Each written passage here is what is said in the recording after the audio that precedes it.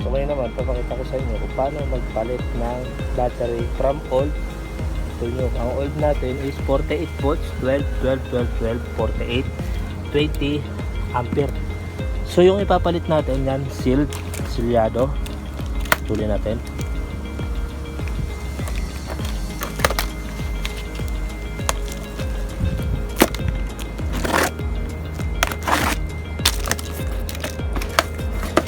Yan, may libreng candy.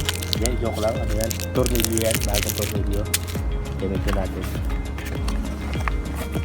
Yan, gagamitin din natin itong styrofoam yan. So yan, manufactured is 2024. Number 4 yung ulit. No? Halos pare-pareho yan. At ang papalit natin ay hindi 20 ampere kundi. Baba ko muna kayo. Ang ipapalit natin ay 25 ampere, no? So isasalansan lang natin yan dito o ganyan o ganito, pare-pareho yan, pare-pareho yung 25 ampere yan. Channing brand yan. So yung upgraded na battery nito is yung 32 ampere, may 32 ampere, 35, 38 dahil gusto nga ng customer ay parehong battery lang din na size kasi nga kapos sa budget, yun din ang ilalagay natin. So gagamitan natin ng mga stopper.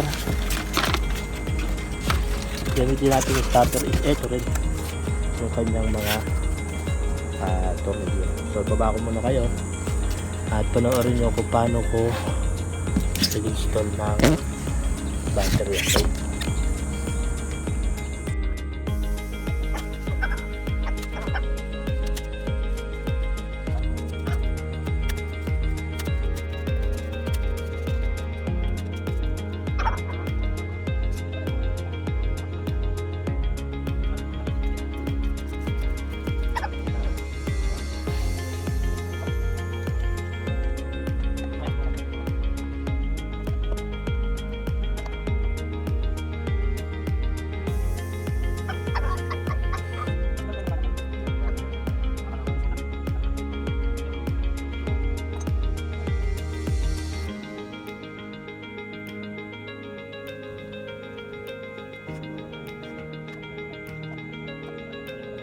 Itohan nung iba yung from female socket na ito, kita nyo to, female socket, female yung may butas, male yung may pahaba, no? Yung female itatama natin siya sa color coding is black, blue, red, red. Tapos yung kanya namang male is black, red at red, blue means black. Para kapag isinalpak natin to doon sa next box, hindi siya magiging series type. I mean, hindi siya magiging parallel type, magiging series type siya. Magiging positive, negative, positive, negative, positive, negative siya. Magiging ganun siya. Saka yung sabi ko nga, dapat ito, mahigpit para hindi siya namumuti pagdating ng panahon. Hindi siya nagkakaroon ng koron. Sila natin yung pag-wire.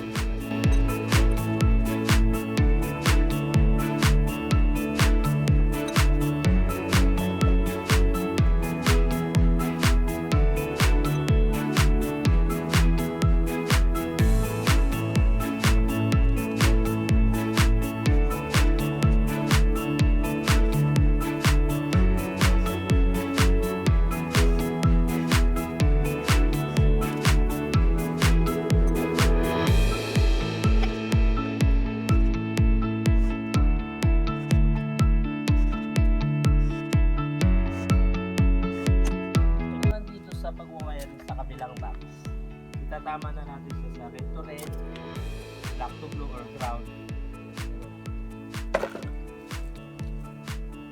So correct na natin siya. Yung black na blue.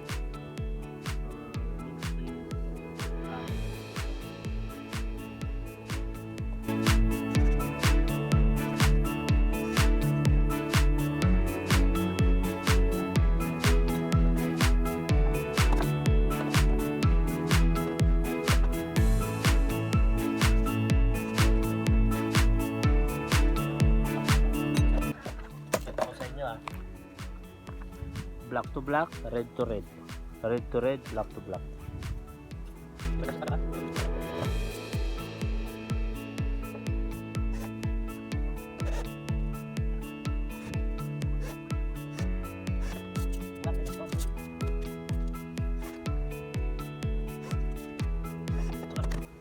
Itong pinaka male socket nung kabilang box, i-connect natin dito.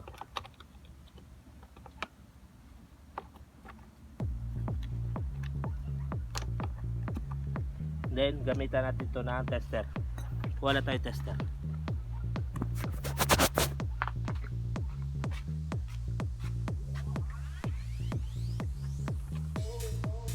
Basta pagkakabit ng battery, inaabot minsan ng mga 15 minutes. Set natin sa 200 volts. Ito ko sa inyo. Ayan yung tester natin, nakaset sa 200 volts. Tapos dudot-dot natin dito yung test probe. Pinaka test probe natin. Ito pinaka test probe, dudot-dot natin. Pansinin nyo yung tester kung magpi 50 volts siya. Nakita nyo 51.7 volts. Pag binaliktad yung test probe, magiging positive na siya, wala na yung negative. 51. Yan. Try na natin sa e-bike. So yun, nakabit na natin yung battery. Ito na, kabit na natin kanyang battery. Testing natin kung magkakaroon na ng power. Unlock muna natin. So yun, tingnan natin kung may volts na. Ang volts ay 51.1. Testing natin, busina. Signal light. Okay siya. Headlight.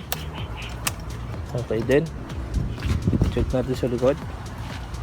Okay, kompleto. So yun, kung gusto mong video na to, pwede mo ko i-follow para sa marami pang video. No, salamat. Ingat.